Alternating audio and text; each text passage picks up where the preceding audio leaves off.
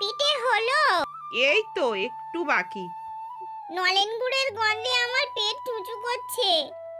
তোকে তো বলেছিলাম নলেন গুড় দিয়ে একটু মুড়ি মেখে খা, পিঠে হতে একটু সময় লাগে মা।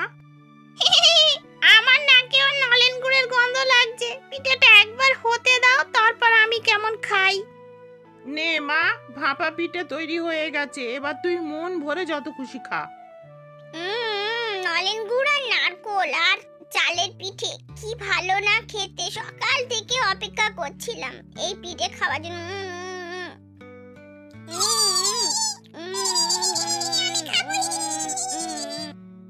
ও মা, তেঁতুল গাছে পেতনিটা বসেছিল, আমার ভাপা পিঠেটা উড়িয়ে নিয়ে চলে যাচ্ছে।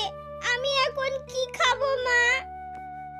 ওকে খেতে দে, একটু শেষ খাওয়া খেয়ে নিতে দে। আমি সাধু বাবার কাছে যাচ্ছি, ওর একটা কিছু ব্যবস্থা করব। ও আমাদের খুব জ্বালিয়ে রেখেছে আর তেঁতুল গাছে থাকা বার করছি। আজকে সাধু বাবার কাছে যাব, গিয়ে বলবো এই পেতনির একটা ব্যবস্থা করতে। আমাদের খুব জ্বালিয়ে রেখেছে।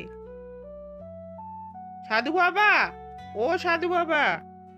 বলো বালিকা, তোমার কি হয়েছে?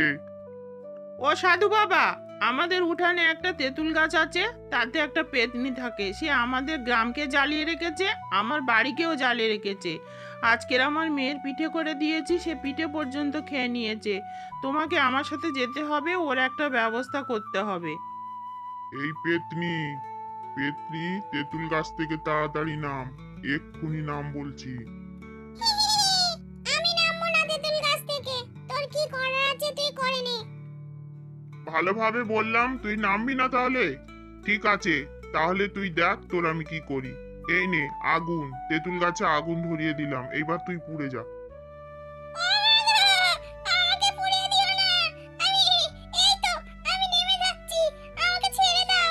আমাকে বাঁচাও, আমি পুড়বো না। ঠিক আছে, আমি তোকে ছেড়ে দিলাম। তেঁতুল গাছে সবেমাত্র আগুন জ্বলছে, ওটা আমি নিভিয়ে দিচ্ছি। তুই কিন্তু এই তেঁতুল গাছ থেকে চলে যাবি। আরে হ্যাঁ, শুধু তেঁতুল গাছ নয়, এই গ্রাম থেকে তুই তেপান্তরে চলে যাবি, জঙ্গলে চলে যাবি।